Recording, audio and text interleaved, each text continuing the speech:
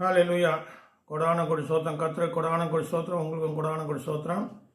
இந்த தினத்திலும் கர்த்தர் உங்கள் மத்தியில் கர்த்தருடைய வார்த்தைகளை பேச கர்த்தர் அனுகிரகம் கிருபை செய்ததுக்காக கொடான கொடி சோத்திரம். அன்னையுடைய தயவும் ஆதரவும் அடியனுடைய சேனலை சப்ஸ்கிரைப் பண்ணி உற்சாகப்படுத்துக்காக கர்த்தர் உங்களை ஆசைப்பாராக. கர்த்தருடைய வார்த்தைக்கு நான் கடந்து போக பிரயாசப்படுகிறேன். இன்றைய தினத்தில் கர்த்தருடைய வார்த்தை கொடுங்கள் கொடுக்கப்படும்.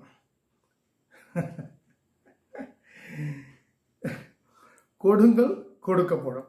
கர்த்தர் நல்லவர். ஹல்லேலூயா. முதலாவது யோவான் 8வது அதிகாரத்தில் 32வது வார்த்தை வாசிப்போம். இந்த 3 வார்த்தைகள் இணையாகவும் ஜோடியாகவும் இருக்கும். அந்த யோவான் 8வது அதிகாரத்தில் 32வது வார்த்தை, சத்தியத்தையும் அறிவீர்கள், சத்தியம் உங்களை விடுதலையாக்கும் என்றார். சத்தியத்தையும் அறிவீர்கள், சத்தியம் உங்களை விடுதலையாக்கும் என்றார். ஒரு வார்த்தை. அதே யோவான் 8வது அதிகாரத்தில் 36, ஆகையால் குமாரன் உங்களை விடுதலையாக்கினார், மெய்யாகவே விடுதலை ஆவார்கள். குமாரன் விடுதலை ஆக்கினார், மெய்யாகவே நீங்கள் விடுதலை ஆவார்கள். 2வது காரியம். 3வது காரியம் 2 கொரிந்தியர் 3வது அதிகாரத்தில் ஒரு காரியம் இருக்கு. 2 கொரிந்தியர் 3வது அதிகாரத்தில் 17வது வார்த்தை வாசிக்கிறேன். கர்த்தரே ஆவியானவர், கர்த்தருடைய ஆவி எங்கோ அங்கே விடுதலை உண்டு. 3 இடத்துல விடுதலை பற்றி சொல்லப்பட்டிருக்கு. கர்த்தர் நல்லவர். ஹல்லேலூயா. இந்த வார்த்தைகளை சொல்லி நான் கடந்து போன நான் பிரயாசப்பட்டேன். அதுக்காக இந்த வார்த்தையை சொன்னேன். சத்தியத்தை அறிவீர்கள், சத்தியம் விடுதலை ஆக்கும். குமாரன் விடுதலை ஆக்கினா மெய்யாகவே நீங்கள் விடுதலை ஆகுவாங்க. அடுத்தது கர்த்தருடைய ஆவியானவர், கர்த்தருடைய ஆவியானவர் ஆவியா எங்கே உண்டோ அங்கே விடுதலை உண்டு. 3 காரியங்கள் விடுதலை வச்சு சொல்லப்பட்டிருக்குது. கர்த்தர் நல்லவர். ஹல்லேலூயா. ஜீசஸ். 1 கொரிந்தியர் 6-7 வாசிக்கிறேன். 1 கொரிந்தியர் 3வது அதிகாரம் 1 கொரிந்தியர்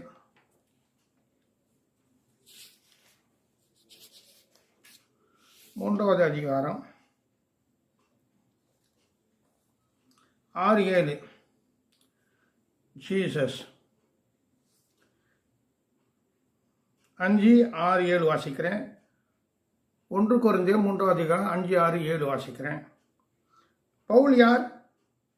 அப்போலோ யார்? கர்த்தர் அவனவனுக்கு அருள் அளித்தபடியே நீங்கள் விசுவாசத்திற்கு ஏதுவாக இருந்த ஊழியர்கள் தானே. பவுல் யார்? அப்போலோ யார்? கர்த்தர் அவனவனுக்கு அருள் அளித்தபடியே நீங்கள் விசுவாசிக்கிறதற்கு ஏதுவாக இருந்த ஊழியக்காரர்கள் தானே. கீழே சொல்றார், நான் நட்டேன், அப்போலோ நீர் பாய்ச்சினான், தேவனோ விளைய செய்தார். அப்படி இருக்க நடுகனாலும் ஒன்றுமில்லை, நீர் பாய்ச்சினாலும் ஒன்றுமில்லை, விளைச்செய்கிற தேவனாலும் எல்லாம் ஆகும் என்றார். அப்போ விளைய செய்கிற தேவனாலும் எல்லாம் ஆகும் என்ன சொல்றாரு பவுல். ஒரு விதையை விதைச்சாக்கா அந்த விதையை முளைக்க செய்யறது தேவனுடைய கிருபை. அது 1 கொரிந்தியர் 15 இருக்கு. கோதுமணியானது செத்தால் ஒழிய அது பலன் தராது. ஒரு விதையை நம்ம விதைச்சாக்கா அதுக்கு மேனி கொடுக்குறாரு, விளைய செய்கிறார் தேவன். அப்போ முக்கியமாக விதைக்கணும், தேவனுக்காக விதைக்கணும். எதை விதைக்கணும்? நம்ம பிரியாசங்களை. எபிரேயர் 6:10 நம்ம பிரியாசங்களை மறந்துவிடுவதற்கு தேவன் அநீதி உள்ளவர் இல்லை என்று சொல்லப்பட்டிருக்கு. நான் கூட ரட்சிக்கப்பட்ட புதுசில் எனக்கு ஒன்றும் தெரியும், ஆனால் நிறையா காரியங்களுக்கு செலவு பண்ணுவேன். காசை சேர்த்து வைக்கணும், பேங்க் அக்கௌண்ட் ஓப்பன் சேர்க்கலை. ஆனால் நிறைய இன்னைக்கு கர்த்தர் என்ன பண்ணார்? உங்கள் மத்தியில் உட்காந்து பேசுறதுக்கு கிருபை செய்திருக்காரு. அது பெரிய கிருபை. ஹல்லேலூயா. 2வது, இந்த விளைய செய்கிற தேவனை பற்றி பேசுறதுக்கு நான் ஆசைப்படுறேன். இதில் என்ன சொல்லப்பட்டிருக்குனாக்கா 1 கொரிந்தியர் அதே 1 கொரிந்தியர் 15வது அதிகாரத்தில் கடந்து போவோம். 15ல் 35வது வார்த்தை வாசிக்கிறேன். 1 கொரிந்தியர் 15வது அதிகாரம் 35லேருந்து 37 வாசிக்கிறேன். அவங்க ஒரு காரியத்தை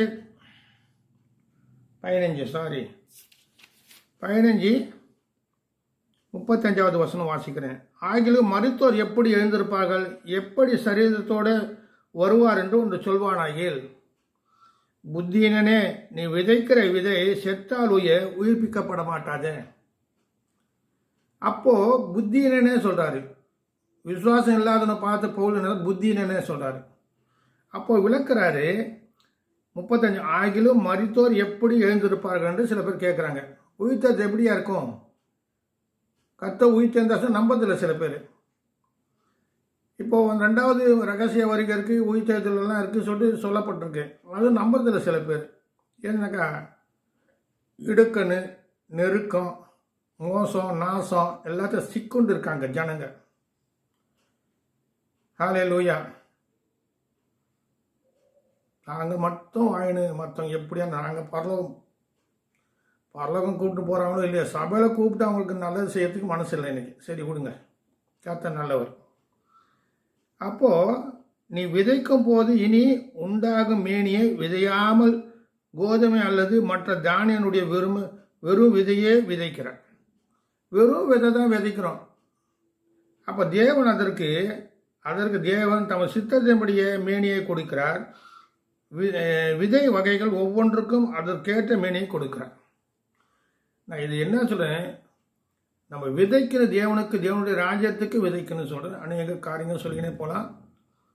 நான் சுருக்கி பேச ஆசைப்படுகிறேன். ஹல்லேலூயா. லூக்கா 6வது அதிகாரத்தில் ஒரு வார்த்தை பார்ப்போம். லூக்கா 6வது அதிகாரம். எனக்கு வேதம் ரொம்ப சந்தோஷமாக இருக்கும். நான் சஞ்சலப்படும் போது, நான் துக்கப்படும் போது, நான் கஷ்டப்படும் போது வேதத்தை அதிகமாக நேசிப்பேன். ஹல்லேலூயா.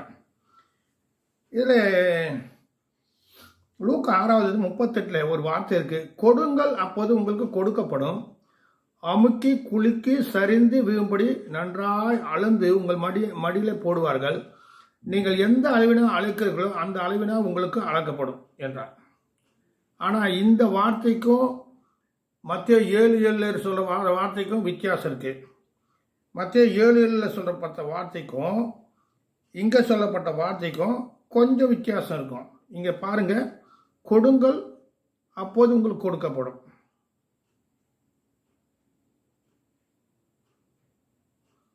கொடுங்கள் அப்போது உங்களுக்கு கொடுக்கப்படுங்க. அதில் என்ன இருக்குது சொன்னாக்கா, அமுக்கி குலுக்கி. அப்போது நான் என்ன சொல்லுவேன், இந்த கொடுங்கள் சொல்கிற வார்த்தைக்கு நான் முக்கியப்படுத்துகிறேன். கொடுங்கள் சொன்னால் மனுஷனுக்கு தேவனுக்காக மனுஷன் செய்யணும். தேவன் நிமித்தம் மனுஷனுக்கு உதவி செய்யணும். வசனம் அப்படி தான் சொல்லுது. ஏழைக்கு இருக்கிறவன் கர்த்தருக்கு கடன் கொடுக்குறான், அவர் திரும்ப கொடுப்பார். நீ ஏழைக்கு கொடுக்குறேன்னு சொல்லி நினைக்கக்கூடாது. கர்த்தருடைய நாமத்தை நிமித்தம் நீ ஏழைக்கு கொடுக்குற. எரேமியாவில் என்ன சொல்லப்பட்டு, நெகேமியா என்ன சொல்ற, இல்லாதவனுக்கு அனுப்பு சொல்றாரு. ஒன்றும் இல்லாதவனுக்கு நீங்கள் பங்குங்களை அனுப்புங்க, ஒன்றும் இல்லாதவனுக்கு நீங்கள் கொடுங்க சொல்றாரு. வேதத்தில் அநேக ரகசியங்கள் இருக்கு. இங்கே என்ன சொல்லப்பட்டு, இயேசு கிறிஸ்துவின் ரத்தம் இல்லை 35 30 35 வரைக்கும் நான் வாசிக்கிறேன். லூக்கா 6வது அதிகாரம். இது ரொம்ப அருமையான வார்த்தை. உங்களிடத்து கேட்கிறவன் எவனுக்கும் கொடு, உன்னுடைய எடுத்துக்கொள்வனுக்கு அது திரும்ப கேளாது. உன்னிடத்து கேட்கிறவன் கொடு. என்ன கொடுக்க சொன்னார்? ஹல்லேலூயா. சரி, அநேக காரியங்களுக்கு ஒரு தலசம் தண்ணீர் கொடுத்தாலும் அதை பழைய நீ அடையாமல் போக மாட்டேன்னு சொல்லப்பட்டிருக்கு. ஒரு கலசம் தண்ணி இந்த ஏழைக்கு எது கொடுத்தா அது எனக்கே கொடுத்துக்க கர்த்தர் சொல்றாரு. சரி, கர்த்தரை மறைச்சு மனுஷன் முன்ன நிற்கிறான். இப்போ என்ன பண்ணுறாங்க, கர்த்தரை பின்னாடி விட்டு மனுஷன் முன்ன நிற்கிறான். சரி, கர்த்தர் நல்லவர். கர்த்தர் நம்முடைய நேலாக இருக்கா சொல்லிட்டு வசனம் சொல்லுது. சரி சார், இங்கே எனக்கு பிடிச்ச வார்த்தை நம்ம 30 வாசிக்கிறேன் பாருங்க. உங்களிடத்து கேட்கிற எவனுக்கும் கொடு, உன்னுடைய எடுத்துக்கொள்வது அது திரும்ப கேளாது. மனுஷன் உங்களுக்கு எப்படி செய்ய வேண்டும் என்று விரும்புகிறீர்கள் அப்படியே நீங்களும் அவருக்கு செய்யுங்கள். உங்களை சிநேகிகளுள்ள நீங்கள் சிநேகித்தால் உங்களுக்கு பலன் என்ன? பாவிகளும் தங்கள் சிநேகிகளுக்கு சிநேகிக்கிறவர்களை சிநேகிக்கிறார்கள். உங்களுக்கு நன்மை செய்வர்களுக்கு நீங்கள் நன்மை செய்தால் உங்களுக்கு பலன் என்ன? பாவிகளும் அப்படியே செய்கிறார்களே. திரும்ப கொடுப்பார்கள் என்று நம்பி நீங்கள் கடன் கொடுத்தால் உங்களுக்கு பலன் என்ன? ஐயா, கடன் கொடுக்காதீங்க. கடன் யாரு? நல்லா கஷ்டப்பட்ட, தப்பாக நினைக்கக்கூடாது. ஏதாவது கேட்டாக்கா, ஏதாவது பத்திரம் வச்சுருக்கீங்களா, இல்லை ஏதாவது இந்த ரேஷன் கார்டு அது என்னென்னோ கேட்பாங்க. ஒன்றுமே இல்லையா சொல்ல. அப்போது உலகத்தில் எப்படி இருக்கு பாருங்க. இங்கே கடன் கொடு சொல்கிறாரு. ஐயே, நம்ம பார்ப்பாங்க நம்ம கஷ்டப்படுறதுலாம். ஏன் நம்ம கூட இருக்கிற கிறிஸ்தவம் தெரியும், கொடுக்க மாட்டாங்க. அவங்க என்ன சொல்லுவாங்க? நம்முடைய மீறுதல் அக்கிரமம் பாவம் சொல்லுவாங்க. அதனால தான் கஷ்டப்படுறான்னு சொன்னாங்க. சரி, அதெல்லாம் போட்டுங்க. நம்ம எதாவது சொன்னால் தப்பான அர்த்தம் கொள்வாங்க. பவுல் தான் சொல்கிறாரு, நீங்கள் தப்பான எண்ணம் கொள்கிறீங்க. இயேசுசாமி சொல்கிறார், நான் சொல்கிறது நீங்கள் நம்ப மாட்டீங்க, தப்பான எண்ணம் கொள்கிறீங்க சொல்கிறாரு. சரி, போட்டுங்க. எனக்கு உங்களுக்கு நன்மை செய்வர்களுக்கு நீங்கள் நன்மை செய்தால் உங்களுக்கு பலன் என்ன? பாவிகளும் அப்படியே செய்கிறாங்க. திரும்ப கொடுப்பாருன்னு திரும்பி நம்பி உங்கள் கடனை கொடுத்தா உங்களுக்கு பலன் என்ன? திரும்ப தங்களுக்கு கொடுக்கும்படியாக பாவிகளும் கடன் கொடுக்குறாங்க. ஐயா, கடன் வேணாம் ஐயா, ஒரு காணிக்க கூடியா. லாக்டவுனில் பேரெல்லாம் சொல்லக்கூடாது. ஏன்னா நீங்கள் நேசிப்பீங்க சில பேரை நேசிப்பீங்க, சில பேர் நேசிக்க மாட்டீங்க இல்லைங்களா? எனக்கு நிறைய ஊழியக்காரன் தெரியும். ஒரு ஊழியக்காரர் வந்து என்கிட்ட பேசின்னு இருந்தார். என்னங்க ஐயா, எப்படி இருக்கீங்க சொன்னேன். நல்லா இருக்கேன். லாக்டவுனில் ரொம்ப கஷ்டம். ஒரு பெரிய பாஸ்டர் தேடின்னு போனோம். நாங்கள் ஒரு 6 பேர் போனோம். 6 பேர், ஐயா ரொம்ப கஷ்டமாக இருக்குது, ஏதோ உதவி செய்யுங்க சொல்லிட்டு கேட்டோம். இது நான் குற்றப்பட்டு பேசுகிறேன், நீங்கள் இதெல்லாம் சொல்லக்கூடாது இருந்தாங்க. அப்போது அவர் வந்து கோடிக்கணக்காக வச்சுருக்காரு. அவர் என்ன சொன்னார்? நானே கஷ்டப்படுறேன்பா. எப்படி சொல்கிறாரு? நானே கஷ்டப்படுறேன்பா, என்கிட்ட ஏதுப்பா சொல்கிறார். அந்த 6 பேரும் கொஞ்சம் துக்கமாக கடந்து வந்துட்டாங்க. அந்த சர்ச்சு வாசலில் தாண்டத்தை கூப்பிட்டு மறுபடியும் ஆளுக்கு 500 ரூபாய் கொடுத்தாரு. சரி, அதுக்கு ஏற்ற கூட பலன் அவர் கொடுப்பாரு. கேட்குறவங்க அவர் பலன் கொடுக்குறாரு, கொடுக்காதவங்களுக்கு பலன் அதுதான். கொடுக்குறேன் என்று சொல்லியும் கொடாமல் இருக்க வஞ்சகன் அவர் நீரற்ற மேகங்களுக்கு சமானம் சொல்லிட்டு நீதிமொழியில் சொல்லப்பட்டிருக்கு. இப்போது என்ன சொன்ன அதான் திரும்ப நான் வரேன். நான் எனக்கு 35வது வார்த்தை, இந்த 6:35 வருஷத்தை லூக்கா 6வது 35, உங்கள் சத்துருக்களை சிநேகிங்கள், நன்மை செய்யுங்கள், கைமாறு கருதாமல் கடன் கொடுங்க. கைமாறு கருதாமல் கடன் கொடுங்க. நீங்கள் எல்லாம் கடன் கொடுக்காதீங்கப்பா. நீங்கள் காணிக்க என்னை ஆசிரியத்தா போதும். ஏன்னா நான் வந்து இந்துவில் வந்ததுனால தெரியும் எனக்கு. கடன் பட்டார் நெஞ்சம் போல் கலங்கினா இலங்கை வேந்துன்னு சொல்லுவாங்க அந்த காலத்தில். ஏன்னா கடன் வாங்கிட்டோன்னாக்கா கலங்கும் நெஞ்சம். கடன் வேணாம். கடன் இல்லாமல் வச்சுருக்காரு. அந்த சில கடனை அடைக்கணும். உதவி செய்யுச்சுன்னா அந்த கடனை அடைச்சிடுவேன். நல்லவர். ஹல்லேலூயா. அப்போது உங்கள் சத்துருக்க சிநேகிங்கள், நன்மை செய்யுங்கள், கைமாறுக்கதான் கடன் கொடுங்கள், அப்போது உங்கள் பலன் மிகுதியாக இருக்கும். உன்னதமானது நீங்கள் பிள்ளைகளாக இருப்பீர்கள். யாருக்கு? உன்னதமானவருக்கு. எங்கள் அப்பாவுக்கு நான் பிள்ளை இருந்தாங்க பிரயோஜனம் இல்லை. எங்கள் அப்பாவும் பிரயோஜனம் இல்லை, நானும் எங்கள் அப்பாவுக்கு பிரயோஜனம் இல்லை. கர்த்தர் ரசித்தார். கர்த்தருக்கு நான் இப்போ வந்து பிள்ளையாக இருக்கேன். எனக்கு அவர் தகப்பனாக இருக்கார். கடந்து போன வாழ்க்கை பார்த்தா ஒரே நாத்தம். ஆனால் இப்போ தான் வாசனையாக இருக்கு. கர்த்தருடைய வாசனை என் மேலே வீசுது. கர்த்தர் நல்லவர். ஹல்லேலூயா. இன்னொன்று, அவர் நன்றி அறியாதவருக்கும் துரோகிகளுக்கும் நன்மை செய்கிறாரு. நன்றி அறியாதவருக்கும் துரோகிகளுக்கும் நன்மை செய்கிறாரு. நீங்கள் செய்யக்கூடாத நன்மை. நான் பெருமையை சொல்ல, நிறைய பேர் ஜெபம் பண்ணியிருக்கேன். நிறைய பேர் பெரிய பெரிய பாஸ்டராக இருக்காங்க. ஃபாரினெல்லாம் நிறைய சுற்றுறாங்க. இப்போது ஒரு தம்பிக்கு ஜெபம் பண்ணி அனுப்பேன் போன வருஷம். இனி கார் ஏறு எல்லாம் வாங்கி நல்லா இருக்காரு. இருக்கட்டும். நன்றி அறியாதவருக்கும் அவர் நன்மை செய்கிறார். துரோகிகளுக்கும் என்ன பண்ணுறாரு? நன்றி அறியாதவருக்கும் துரோகிகளுக்கும் நன்மை செய்கிறாரு. நீ ஏன் நன்மை செய்யலை? சரி, இப்போது என்னாச்சுன்னா கொடுங்கள் கொடுக்கப்படும் இங்கே சொல்லிட்டாரு. இந்த மத்தியில் 7வது அதிகாரத்தில் இந்த வார்த்தை கொஞ்சம் வித்தியாசமாக இருக்குது. அதில் என்ன வார்த்தை வித்தியாசம் சொன்னாக்கா 7:7 சொல்கிறேன். மத்திய 7:7 இதெல்லாம் தீர்க்கதரிசன புத்தகம் தான். இந்த 7:7 சொல்கிறாரு, கேளுங்கள் அப்போது உங்களுக்கு கொடுக்கப்படும். அங்கே கொடுங்கள் கொடுக்கப்படும் சொல்லிட்டாரு.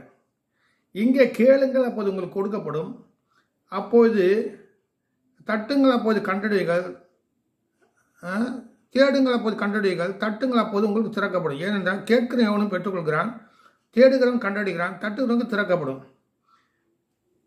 இப்படி ஆண்டவராகிய இயேசு கிறிஸ்து சொல்கிறார். முக்கியமான சப்ஜெக்ட் என்ன சொன்னாக்கா கொடுக்கறதை பற்றி தான் பேசுகிறேன். இப்போ காணிக்கை கொடுக்க சொல்கிறாங்க, தசமாக கொடுக்க சொல்கிறாங்க. கட்டாயம் கிடையாது. எதுவும் ஆண்டவர் கட்டாயப்படுத்தலை. ஆமோஸ் அதிகாரத்துலேயும் அப்போஸ்தலர் அதிகாரத்துலேயும் நீங்கள் வாசிங்க எடுத்து, எகிப்திலேருந்து ஆண்டவர் இஸ்ரேல் மக்களை கொண்டு வந்தார். 40 வருஷம் வனாந்தரத்தில் இருந்தாங்க. 40 வருஷம். அப்போ ஆண்டவர் கேட்குறாரு, 40 வருஷம் எனக்கு காணிக்கை செலுத்துனீங்களா சொல்லி கேட்குறாரு. 40 வருஷம் காணிக்கை செலுத்தலை. நான் ஆண்டவர் என்ன கோச்சிக்கினாரா? அவர் கோச்சிக்கல. அவருக்கு தங்களை கெடுத்து கொண்டனால தான் அவர் கோவப்பட்டாரை கண்டு காணிக்கைக்காக கோவப்படல, தசமபாகத்தை கோவப்படல. இன்னைக்கு காணிக்கை கொடுக்காதவங்களாம் சாவணும், தசமாக கொடுக்க சாவணும்னு சொல்லிட்டு ஒரு ஊழியக்கார பேசியிருக்காரு. தப்பு இல்லை, அது இல்லை. அவங்க கஷ்டப்படுறது நீ என்ன உதவி பண்ணியா? நீ என்ன தாங்கினியா? அவங்களை விசாரிச்சியா? நீ எப்படி பேசலாம்? நீ இன்னைக்கு 4 காசு வந்தோடனே நான் சில பேர் கேட்பேன், வரச்சா குனிஞ்சு வரீங்க, குடிசையாக போகிறீங்க, சாப்பிட்டு உடம்பு வரத்துன்னு மற்றவங்க மிரட்டுறீங்களாப்பா? நியாயமா இது? ஊழியக்காரன் தன்மை எப்படி வேதம் சொல்லுது? ஊழியக்காரன் தன்மை, அந்த ஊழியக்காரன் தன்மையை பார்க்கணும். சரி, கடந்து போவோம். இப்போது விசேஷமாக நீதிமொழி 25 இப்போ விஷயம் என்ன, இது நிறைய காரியங்கள் கேட்கறத பற்றி. உங்களுக்கு எந்த மனுஷனாகவும் தன்னெடுத்து அப்பத்தை கேட்கிற தன் மகனுக்கு கல்லை கொடுப்பானா? சரி, இது நிறைய காரியம் சொல்லிக்கினே போகலாம். நீதிமொழிகளில் 25 அதிகாரம்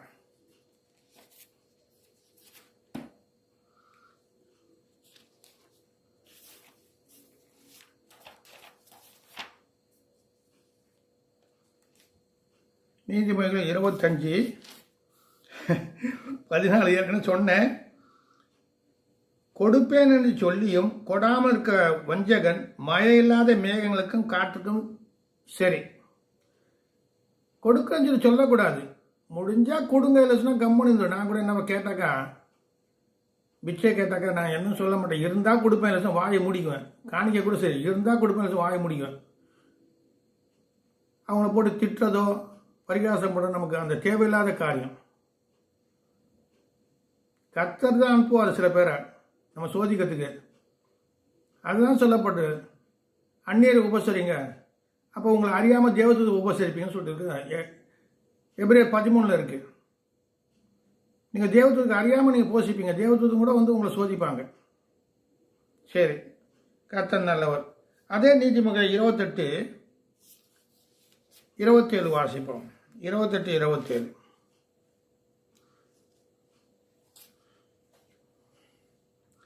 தரித்திரருக்கு கொடுப்பவன் தாய்ச்சி அடையான், தன் கண்களை ஏழைக்கு விலகுறவன் அநேக சாபங்கள் வரும் சொல்லு. ஐயா, நம்ம சரீரம் நல்லா இருக்கும், நல்லா சாப்பிடும், உண்டும் புசித்து நல்லா ஆசமாக இருக்கும் நினைப்போம். நம்மளை அறியாமலே நம்மளை சாபம் சூழ்ந்திருக்கும், நமக்கு தெரியாது. பாவங்கள் சூழ்ந்திருக்கும். அது விளக்குன்னு சொன்னாக்கா தேவன் சொன்னபடி செய்யணும். நம்மளை விட்டு அநேக காரியங்கள் விளக்குன்னு சொன்னால் தேவன் சொல்கிறத செய்யும்போது அது விலகி போயிடும். ஹல்லேலூயா. இங்கே விசேஷமாக காரியங்கள் சொல்கிறேன் பாருங்க. ஒரு 10, 15, 20 வருஷம்னா மேக்சின் எல்லாம் போட்டேன். அப்போல்லாம் ஒரு மேக்சின் போடுறதுக்கு 4500 ரூபாய் 5000 ரூபாய் ஆகும். போட்டேன். எனக்கு அப்போ எனக்கு யாருமே சப்போர்ட் பண்ணல. நிற்க வச்சு 2-3 மேக்சின் போட்டேன். அந்த மேக்சினில் நான் என்ன போட்டிருக்கேன்னு சொன்னாக்கா, லூக்கா 6வது அதிகாரத்தில் கர்த்தர் இப்படி சொல்கிறாரு. லூக்கா 6வது அதிகாரத்தில் வாசிப்போம்.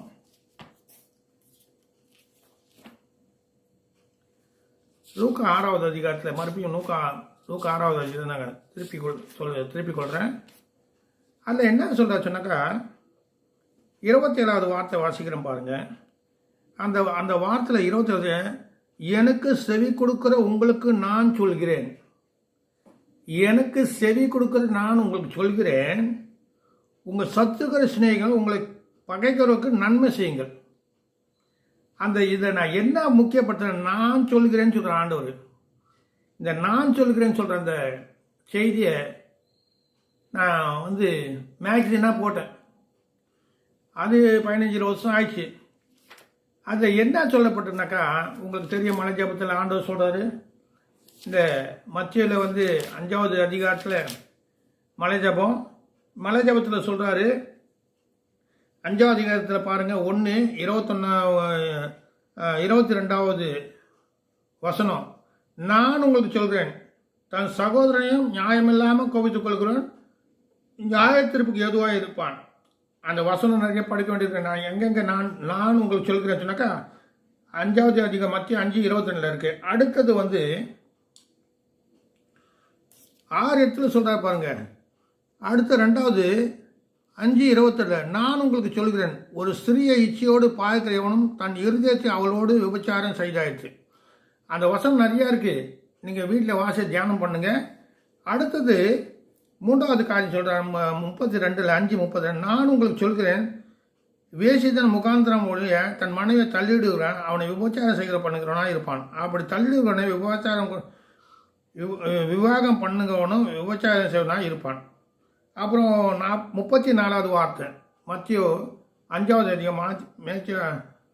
அதிகாரத்தில் 34 நான் உங்களுக்கு சொல்கிறேன், பரிசேதம் சத்தியம் பண்ண வேண்டாம், வானத்தை பேர் சத்தியம் பண்ணுவேன், அது தேவனுடைய சிங்காசனம், இப்படி சொல்கிறார். அடுத்து சொல்கிறாரு 31 நான் உங்களுக்கு சொல்கிறேன், தீமையோடு எதிர்த்து நிற்க வேண்டாம்.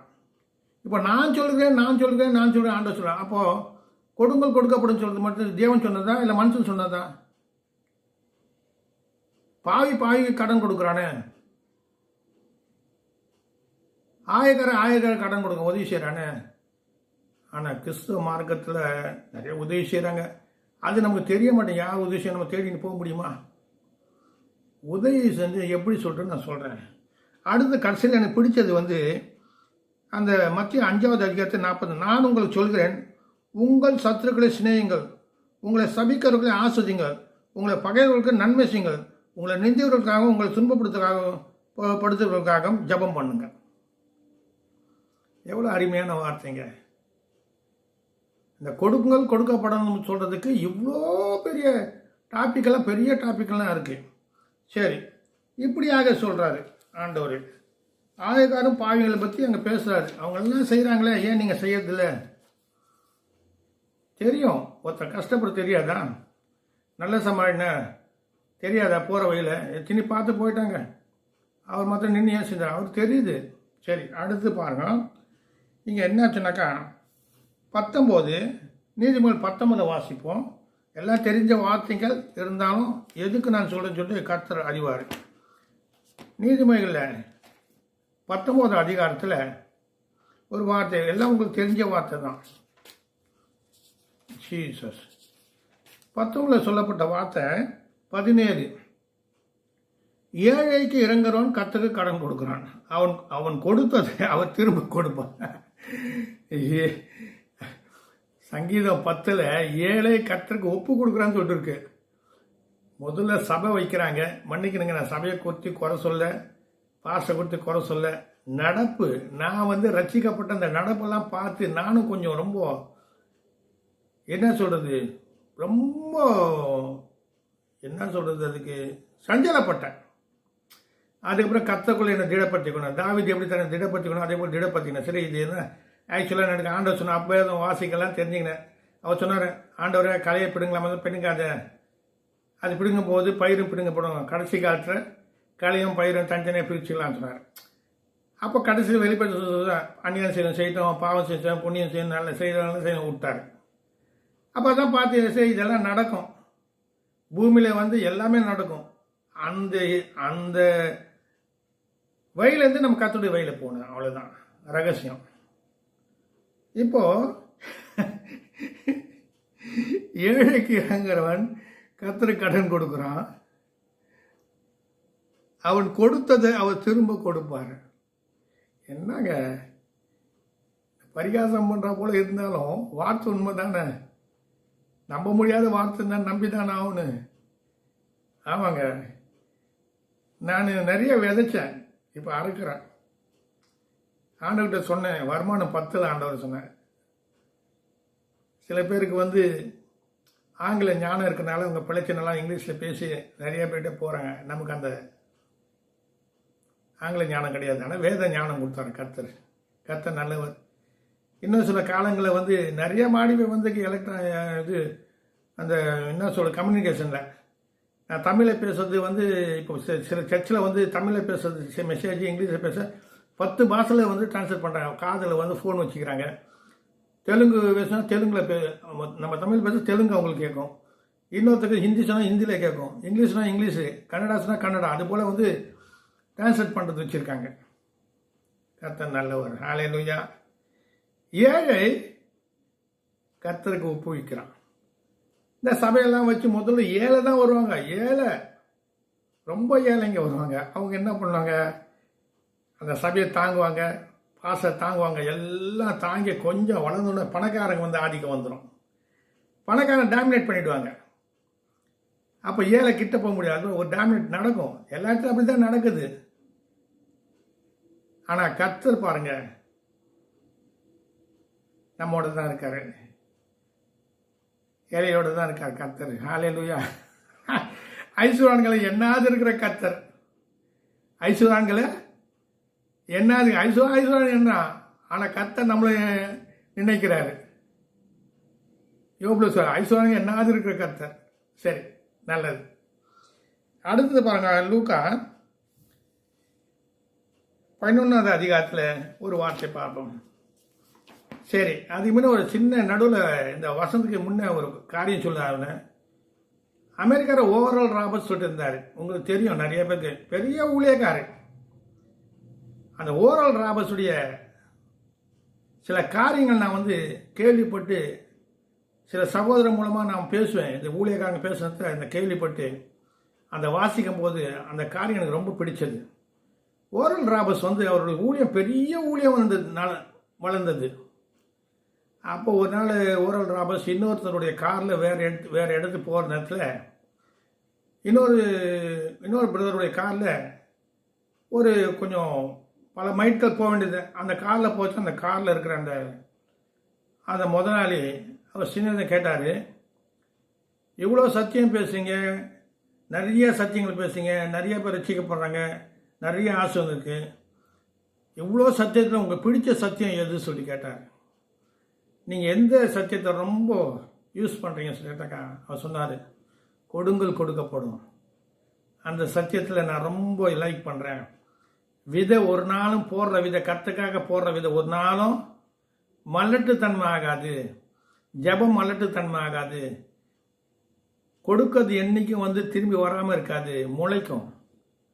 விதை முளைக்கும் சொன்னார். இன்னொரு ரகசியம் என்ன தெரியுமா, அவர் ஊழியக்காரர் இருந்தாலும் எந்த ஊழியக்காரர் பார்த்தாலும் கையில் $1000 கொடுப்பாங்க. என்ன சில பேர் கேட்பாங்க, ஏன் இப்படியெல்லாம் பேசிட்டு எங்ககிட்ட காணிக்க கேட்கலாம் பார்க்குறியா? கர்த்தர் கொடுப்பாருங்க. 40 வருஷமாக நட்டிட்டாரு. இன்னும் இருக்கிற மீதி அவர் நட்டிடுவார். $1000 கொடுப்பாரா? இப்போ வேண்டாம். இந்தியாவில் அப்படி கொடுத்தாக்க இந்தியா எங்கேயோ போயிடும். கொடுக்குறாங்க, இப்போவும் கொடுக்குறாங்க. யாருக்கு என்ன கொடுக்குறாங்க நமக்கு தெரியாது. அவருடைய சாட்சி. அந்த காலத்தில் ஒரு ஊழியக்கார பார்த்த உடனே அவர் என்ன பண்ணார், ஓரளவு $1000 கொடுப்பாரான்.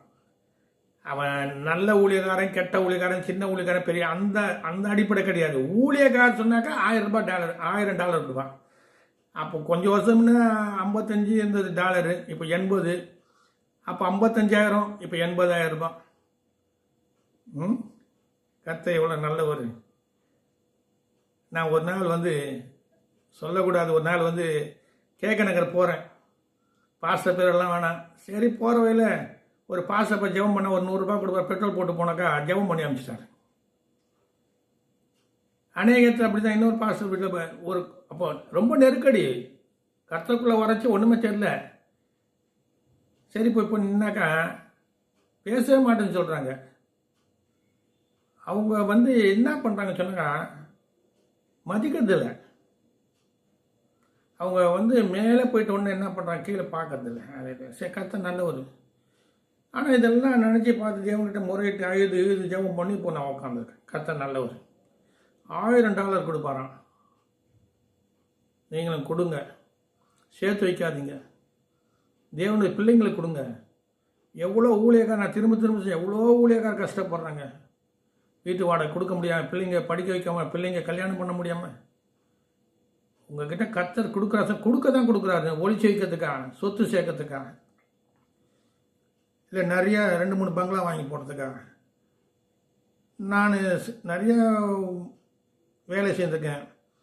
நான் சுந்தரையா கிட்ட வேலை செஞ்சேன். நான் திடீர்னு கொஞ்சம் மனசாப்பட்டு வெளில போய் ஒரு காரு ஓட்டின்னு டூரிஸ்ட் காரு. ஒரு நான் டூரிஸ்ட் காருக்குன்னா ஒரு பெரிய ஊழியக்காரு, அவர் பேர் சொல்லக்கூடாது. என்னை தொலைவில் பார்த்து இந்த கார் வேணாம்னு சொல்லிட்டு வேறு கலர் கார் அப்போ எடுத்துன்னு போனேன். அப்போ வேணும் கட்சியில் விஜயாச்சக்கா, அவர் பெரிய ஊழியக்காரர், ஒரு நிலம் வாங்க போகிறாரு. என்னை பார்த்துன்னு கூப்பிடல. அதனால நான் என்ன சொல்கிறேன், நீங்கள் வாங்குங்க, மற்றவங்க கொடுங்க. நான் வாங்க வேணாம்னு சொல்ல, சேர்க்க வேணாம்னு சொல்ல. மற்ற யார் உங்களுக்கு ஊழியக்காரன் ஒருத்தன் வந்தானாக்கா அந்த ஊழியக்காரன் கனம் பண்ணுங்க. கர்த்தர் வராசுன்னு நினச்சிக்கோங்க. 50-100 கொடுக்காதீங்க. ஒரு சினிமா டிக்கெட் 100 ரூபாய் 1000 ரூபாய் விற்கிது. 50 ரூபா கொடுத்தா அவன் என்ன பண்ணுவான்னு சொல்லுங்கள். இன்றைக்கி பெரிய பெரிய வீடு கட்டி வச்சுருக்காங்க, நல்லா வசதியாக இருக்காங்க, 50 ரூபா 100 ரூபா தராங்க. யாருக்கு கொடுக்குறீங்க? ஊழியக்காரர் கொடுக்குறீங்களா, கர்த்தர் கொடுக்குறீங்களா? ஒரு ஊழியக்காரனை கனம் பண்ணுங்க. 1000 ரூபாய் கொடுத்தாரு அவர், எப்போ அந்த காலத்தில். அதனால் விதைக்கணும். கொடுக்கறது ஒரு விதை, கொடுக்கறது பணம் கூட ஒரு விதை தான் விதைக்கணும். அது கர்த்தர் திரும்ப தருவார். அதனால் லூக்கா 11வது அதிகாரம்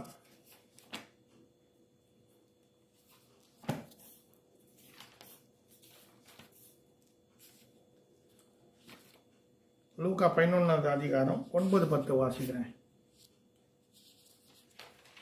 லூக்கா 11:9.